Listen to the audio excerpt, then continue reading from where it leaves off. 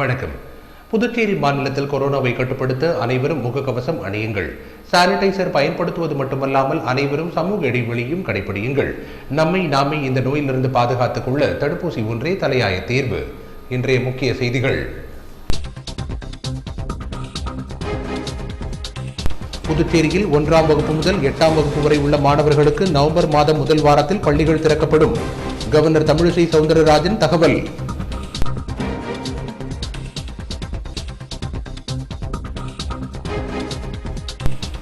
புதுச்சேரி மாநில அரசில் பணிபுரியும் பி பிரிவு மற்றும் சி பிரிவு ஊழியர்களுக்கு 6,908 ரூபாய் தீபாவளி போனஸ் அறிவிப்பு.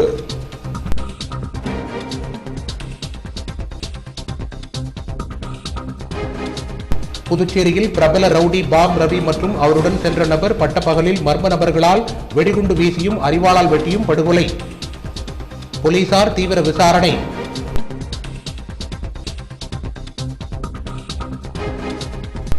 பில்டிங் கான்ட்ராக்டர் மீது சரம் மாறி தாக்குதல் நடத்தியது மட்டுமல்லாமல் ஊர்காவல் படை வீரரை தள்ளிவிட்டு சென்ற பாஜக மாநில இளைஞர் அணி தலைவர். போலீசார் வழக்கு பதிவு.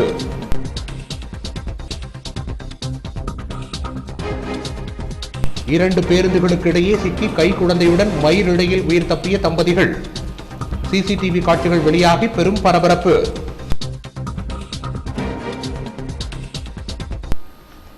இனி விரிவான செய்திகள்.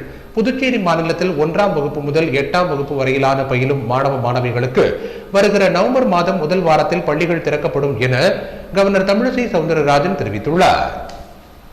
புதுச்சேரியில் 25ஆம் தேதி திங்கட்கிழமை மாநிலம் முழுவதும் இலவச தடுப்பூசி திருவிழா நடைபெற உள்ளது. இதற்காக சுகாதாரத்துறை அதிகாரிகளை அழைத்து கவர்னர் மாளிகையில் ஆலோசனை நடத்தப்பட்டது. அப்பொழுது புதுச்சேரியில் 70-80% பேர் கொரோனா ஊசி செலுத்திக் கொண்டுள்ளதாகவும் மீதமுள்ளவர்களும் தடுப்பூசியை எடுத்துக் கொள்ள வேண்டும் என்பது குறித்து அதிகாரிகளுடன் கவர்னர் தமிழிசை சவுந்தரராஜன் ஆலோசனை நடத்தினார்.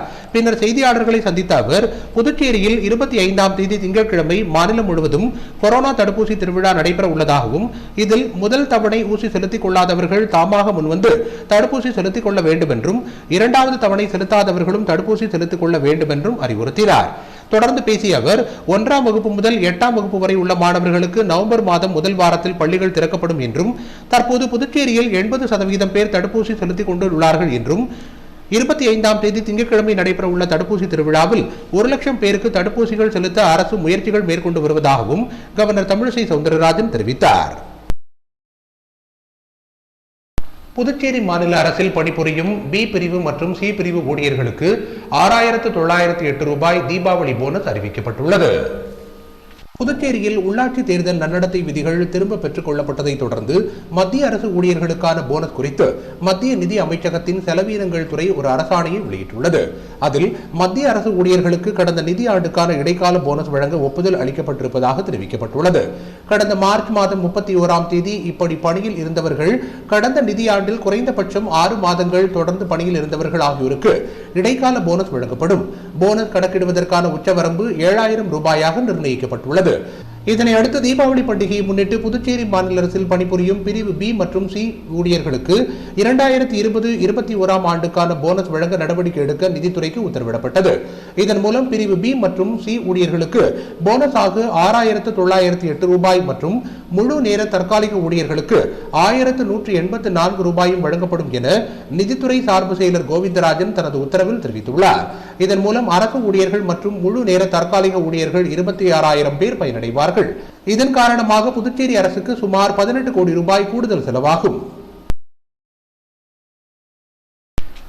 புதுச்சேரியில் பிரபல ரவுடி பாம் ரவி மற்றும் அவருடன் சென்ற நபர் என இருவரை பட்டப்பகலில் மர்ம நபர்கள் வெடிகுண்டு வீசியும் அரிவாளால் வெட்டியும் படுகொலை செய்த சம்பவம் அப்பகுதியில் பெரும் பரபரப்பையும் மக்களிடையே அச்சத்தையும் ஏற்படுத்தியுள்ளது. இச்சம்பவம் குறித்து வழக்கு பதிவு செய்துள்ள போலீசார் இது குறித்து தீவிரமாக விசாரணை நடத்தி வருகின்றனர். புதுச்சேரி வானர்பேட்டையை சேர்ந்தவர் பாம் ரவி. இவர் மீது பல்வேறு கொலை வழக்குகள் நிலுவையில் உள்ளன. இந்நிலையில் பாம் ரவி மற்றும் அவரது நண்பர் பரேட் இருவரும் வானர்பேட்டையில் உள்ள தனது வீட்டிற்கு இருசக்கர வாகனத்தில் வந்து கொண்டிருந்தனர். அப்போது அடையாளம் தெரியாமல் வந்த 5 பேர் கொண்ட கும்பல் கையில் பயங்கரமான வீச்செறிவாளுடன் ரவி மற்றும் பரேட்டை விரட்டி வந்து அலைன் வீதி மற்றும் ராஜராஜன் வீதி சந்திப்பில் இருவர் மீது நாட்டு வெடிகுண்டுகளை வீசியும் அரிவாளால் வெட்டிவிட்டும் தப்பிச் சென்றுள்ளனர்.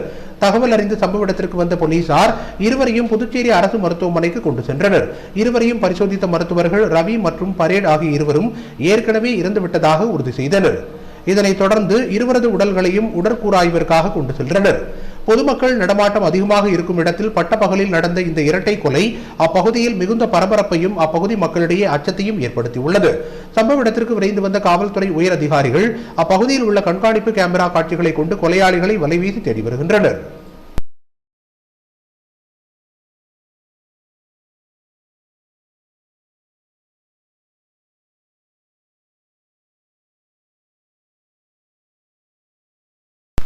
புதுச்சேரியில் பில்டிங் கான்ட்ராக்டர் மீது சரமாரியாக தாக்குதல் நடத்தியது மட்டுமல்லாமல் ஊர்காவல் படை வீரரை கீழே தள்ளிவிட்டு சென்ற பாஜக மாநில இளைஞரணி தலைவர் மீது போலீசார் வழக்கு பதிவு செய்துள்ளனர்.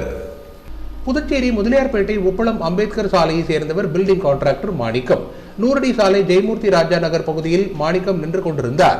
அப்போது அங்கு வந்த கோவிந்தன் கோபதி என்பவர் தனது ஆதரவாளர்களுடன் சேர்ந்து மாணிக்கத்திடம் தகராறில் ஈடுபட்டுள்ளார். வாக்குவாதம் முற்றிய நிலையில் அனைவரும் சேர்ந்து மாணிக்கத்தை சரமாரியாக தாக்கியுள்ளனர். இதில் அவர் படுகாயமடைந்தார். இது குறித்து தகவல் அறிந்தவுடன் முதலியார்பேட்டை போலீசார் சம்பவ இடத்திற்கு சென்று விசாரணை மேற்கொண்டனர். அப்போது அந்த கும்பல் போலீசாரை ஒருமையில் பேசி ஊர்காவல் படை வீரர் குணா என்பவரை கீழே தள்ளிவிட்டு தப்பி ஓடியுள்ளனர். இதனையடுத்து படுகாயமடைந்த மாணிக்கத்தை போலீசார் மீட்டு சிகிச்சைக்காக அரசு மருத்துவமனையில் அனுமதித்தனர். பின்பு அவர் கொடுத்த புகாரின் அடிப்படையில் கோவிந்தன் கோபதி மற்றும் அவரது ஆதரவாளர்கள் மீது முதலியார்பேட்டை போலீசார் வழக்கு பதிவு செய்து விசாரணை நடத்தி வருகின்றனர். கோவிந்தன் கோபதி புதுச்சேரி மாநில பாஜக இளைஞரணி தலைவர் என்பது குறிப்பிடத்தக்கது.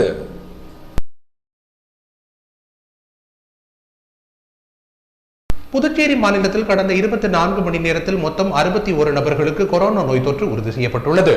சிகிச்சை பலனின்றி 2 உயிரிழந்துள்ளனர். புதுச்சேரி மாநிலத்தில் கடந்த 24 மணி நேரத்தில் புதுச்சேரியில் 37 நபர்களுக்கும், காரைக்காலில் 11 நபர்களுக்கும், ஏனாமில் 1 நபருக்கும், மாஹேவில் 12 நபர்களுக்கும் என மொத்தம் 91 நபர்களுக்கு கொரோனா நோய் தொற்று உறுதி செய்யப்பட்டுள்ளது. கொரோனா தொற்றால் புதுச்சேரியில் 2 உயிரிழந்ததை அடுத்து கொரோனாவால் பாதிக்கப்பட்டு புதுச்சேரி மாநிலத்தில் உயிரிழந்தவர்களின் எண்ணிக்கை 1857 அதிகரித்துள்ளது. மாநிலத்தில் தற்போது 467 நபர்கள் சிகிச்சை பெற்று வரும் நிலையில் இதுவரை 1,25,411 நபர்கள் குணமடைந்து வீடு திரும்பியுள்ளனர். ஒட்டுமொத்தமாக புதுச்சேரி மாநிலத்தில் 1,27,735 நபர்கள் கொரோனாவால் பாதிக்கப்பட்டுள்ளதாக சுகாதாரத்துறை தகவல் தெரிவித்துள்ளது. மேலும் புதுச்சேரி மாநிலத்தில் கொரோனா தடுப்பூசி முதல் தவணையை 7,17,902 பேரும், இரண்டாம் தவணையை 3,82,414 நபர்களும் செலுத்தியுள்ளனர். ஒட்டுமொத்தமாக புதுச்சேரி மாநிலத்தில் 11,316 நபர்களுக்கு கொரோனா தடுப்பூசி செலுத்தப்பட்டுள்ளது. உப்பளம் தொகுதியில் உள்ளாட்சி தேர்தல் தொடர்பாக கட்சி நிர்வாகிகள் ஆலோசனை கூட்டம் நடத்தினர். உப்பளம் சட்டமன்ற தொகுதி காங்கிரஸ் கட்சியின் சார்பில் வருகிற உள்ளாட்சி தேர்தல் சம்பந்தமாக ஆலோசனை கூட்டம் நடைபெற்றது. தமிழகத்தை சேர்ந்த புதுச்சேரி நகராட்சி தேர்தல் பொறுப்பாளர் ஜேம்ஸ் ஆணைப்படி உப்பளம் தொகுதி வட்டார காங்கிரஸ் தலைவர் லட்சுமணன், குமரன் தலைமை தாங்கினர். இக்கூட்டத்தில் சிறப்பு விருந்தினர்களாக மாநில பொதுச் செயலாளர் இளையராஜா, ராகுல் காந்தி தேசிய பேரவைத் தலைவர் ஆரிய சேகர், மாவட்ட தலைவர் வேல்முருகன், மகிழா காங்கிரஸ் தலைவி பஞ்சகாந்தி, சிறப்பு அழைப்பாளர் சீனு, பிசிசி சுகுமாரன் மற்றும் உப்பளம் தொகுதிக்குட்பட்ட மாநில நிர்வாகிகள், மாவட்ட நிர்வாகிகள், வட்டார நிர்வாகிகள், வார்டு நிர்வாகிகள் பலர் கலந்து கொண்டனர். இவர்கள் அனைவரும் தங்களது கருத்துக்களை கூட்டத்தில் தெரிவித்தனர். புதுச்சேரி நேரு வீதியில் பொதுமக்கள் ஒருபுறமாக மட்டுமே வாகனங்களை நிறுத்த அரசு நடவடிக்கை மேற்கொண்டதின் காரணமாக நேரு வீதியில் வியாபாரம் பெருமளவு பாதிக்கப்பட்டுள்ளதாகவும் இது தொடர்பாக உடனடியாக நடவடிக்கை எடுக்க வேண்டும் என நேரு வீதி வியாபாரிகள் சங்கம் சார்பில் முதலமைச்சர் ரங்கசாமியிடம் கோரிக்கை மனு அளிக்கப்பட்டுள்ளது. புதுச்சேரி நேரு வீதி வணிகர்கள் சங்க தலைவர் நமச்சிவாயம், துணைத் தலைவர் இசைக்கலைவர் மற்றும் செயலாளர் ராஜேந்திரன் ஆகியோர் முதலமைச்சர் ரங்கசாமியிடம் மனு ஒன்றை அளித்துள்ளனர்.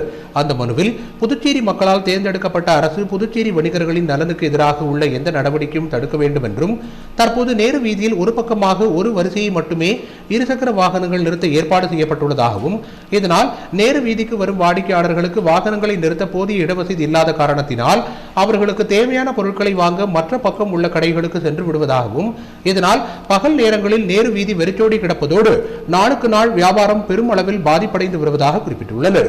எனவே தீபாவளி பண்டிகையை கருத்தில் கொண்டு தற்போதுள்ள வாகனங்கள் நிறுத்தும் முறையை ராஜா தியேட்டர் சிக்னலில் இருந்து மகாத்மா காந்தி சாலை வரை இரு பக்கமும் இருசக்கர வாகனங்களை ஒரு வரிசை மட்டுமே நிறுத்த ஏற்பாடு செய்ய வேண்டும். மகாத்மா காந்தி வீதியிலிருந்து நேரு வீதி இறுதி வரை ஒரு பக்கம் இருசக்கர வாகனமும் மறுபக்கம் 4 சக்கர வாகனம் நிறுத்த ஏற்பாடு செய்ய வேண்டும். நேரு வீதிக்கு வரும் வாடிக்கையாளர்களின் 4 சக்கர வாகனங்களை தற்போதுள்ள சிறை வளாகத்தில் நிறுத்த ஏற்பாடு செய்ய வேண்டும். இவ்வாறு மாற்றம் செய்வதால் பண்டிகை காலங்களில் நேரு வீதிக்கு பொருட்களை வாங்க வரும் வாடிக்கையாளர்களுக்கு வாகன நிறுத்துமிடம் கூடுதலாகி அதன் மூலம் வியாபாரம் பெருகும் என்றும், எனவே இந்த தேவையான மாற்றத்தை செய்ய நேரு வீதி வணிகர்களின் நலன் கருதி துரித நடவடிக்கை எடுக்குமாறு புதுச்சேரி நேரு வீதி வணிகர்கள் சங்கம் சார்பில் வலியுறுத்தப்பட்டுள்ளது. புதுச்சேரியில் 2 பேருந்துகளுக்கு இடையே சிக்கி மயிலிழையில் உயிர் தப்பிய தம்பதிகள். இது தொடர்பான சிசிடிவி காட்சிகள் தற்போது சமூக வலைதளங்களில் வெளியாகி பெரும் பரபரப்பை ஏற்படுத்தியுள்ளது. புதுச்சேரி அருகே கல்மண்டபம் கிராமத்தில் புதுச்சேரி நோக்கி சென்ற பேருந்தை இருசக்கர வாகனத்தில் கைக்குழந்தையுடன் வந்த தம்பதிகள் முந்தி செல்ல முயன்ற போது எதிர் திசையில் மற்றொரு பேருந்து வந்துள்ளது. இதனால் இரு பேருந்துகளுக்கும் இடையே தம்பதிகள் சென்ற இருசக்கர வாகனம் சிக்கிக் கொண்டது. கண்ணிமைக்கும் நேரத்தில் நடந்த இந்த சம்பவத்தால் செய்வதறியாது திகைத்து போன தம்பதிகள் அலறி அடித்து ஓடினர். இந்த விபத்தில் இருசக்கர வாகனம் மட்டுமே சேதமானது. தம்பதிகள் இருவரும் மயிலிழையில் உயிர் தப்பினர். இந்த சம்பவம் குறித்து நெட்டப்பாக்கம் காவல் நிலைய போலீசார் விசாரணை மேற்கொண்டு வருகின்றனர். பேருந்தில் பொருத்தப்பட்டிருந்த கண்காணிப்பு கேமராவில் இந்த விபத்து தொடர்பான காட்சிகள் அனைத்தும் பதிவாகியுள்ளன. இந்த சிசிடிவியில் பதிவான காட்சிகள் தற்போது சமூக வலைதளங்களில் வைரலாக பரவி வருகிறது.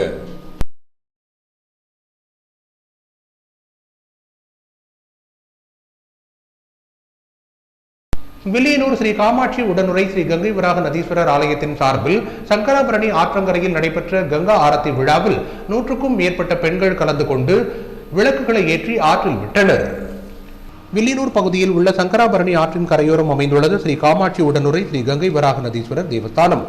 இந்த கோவிலில் வருகிற 2023ஆம் ஆண்டு புஷ்கர விழா நடைபெறுவதை ஒட்டி ஸ்ரீ கங்கை வராக நதீஸ்வரருக்கு பல்வேறு சிறப்பு அபிஷேகங்கள் மற்றும் ஆராதனைகள் நடைபெற்று வருகின்றன. இந்நிலையில் வாரந்தோறும் சனிக்கிழமை மாலை 7 மணிக்கு காசியில் நடைபெறும் உலக பிரசித்தி பெற்ற கங்கா ஆரத்தி போன்றே புதுச்சேரி சங்கராபரணி ஆற்றங்கரையில் வீற்றிருக்கும் ஸ்ரீ காமாட்சி உடனுரை ஸ்ரீ கங்கை வராக நதீஸ்வரருக்கும் ஸ்ரீ சங்கராபரணி கங்கா ஆரத்தி விழா நடைபெற்றது. இதில் 100க்கும் மேற்பட்ட பெண்கள் கலந்து கொண்டு நெய் விளக்குகளை ஏற்றி ஆற்றில் விட்டனர். தொடர்ந்து ஒவ்வொரு சனிக்கிழமை என்றும் நடைபெற உள்ள இந்த கங்கா ஆரத்தியில் பங்கேற்று ஈஸ்வரனின் அருளை பெற்று செல்லுமாறு பக்தர்களை திருக்கோவிலின் சார்பில் கேட்டுக் கொண்டுள்ளனர்.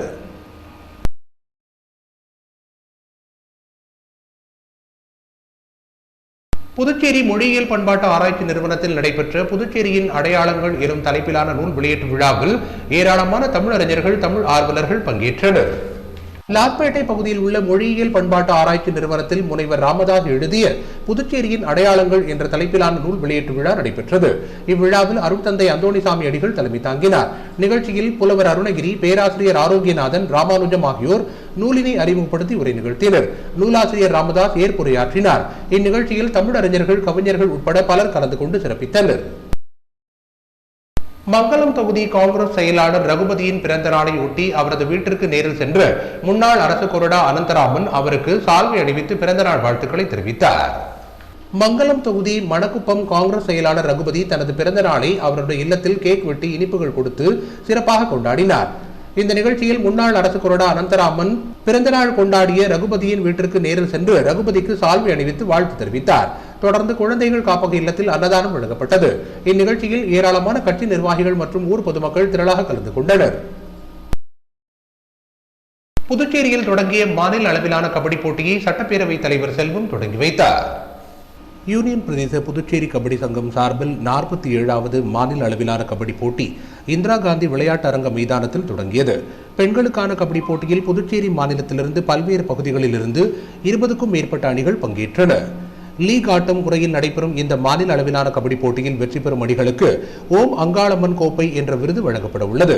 இதற்கான துவக்க நிகழ்ச்சி இந்திரா காந்தி விளையாட்டு மைதானத்தில் நடைபெற்றது.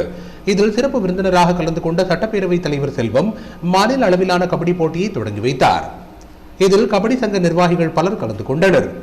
இந்த போட்டி தொடர்ந்து திங்கட்கிழமை என்றும் நடைபெறுகிறது என்பது குறிப்பிடத்தக்கது. மீண்டும் இன்றைய முக்கிய செய்திகள். புதுச்சேரியில் 1ஆம் வகுப்பு முதல் 8ஆம் வகுப்பு வரை உள்ள மாணவர்களுக்கு நவம்பர் மாதம் முதல் வாரத்தில் பள்ளிகள் திறக்கப்படும். கவர்னர் தமிழிசை சவுந்தரராஜன் தகவல்.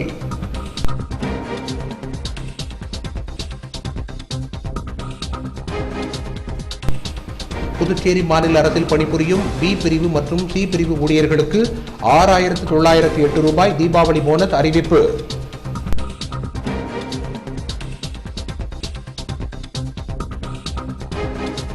புதுச்சேரியில் பிரபல ரவுடி பாப் ரவி மற்றும் அவருடன் சென்ற நபர் பட்டப்பகலில் மர்ம நபர்களால் வெடிகுண்டு வீசியும் அரிவாளால் வெட்டியும் படுகொலை. போலீசார் தீவிர விசாரணை.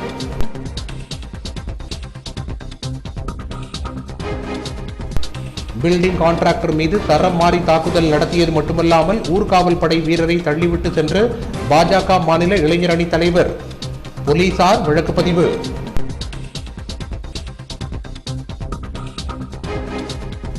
இரண்டு பேருந்துகளுக்கு இடையே சிக்கி கை குழந்தையுடன் மயிரிழையில் உயிர் தப்பிய தம்பதிகள். சிசிடிவி காட்சிகள் வெளியாகி பெரும் பரபரப்பு. இத்துடன் செய்திகள் நிறைவடைந்தன. வணக்கம்.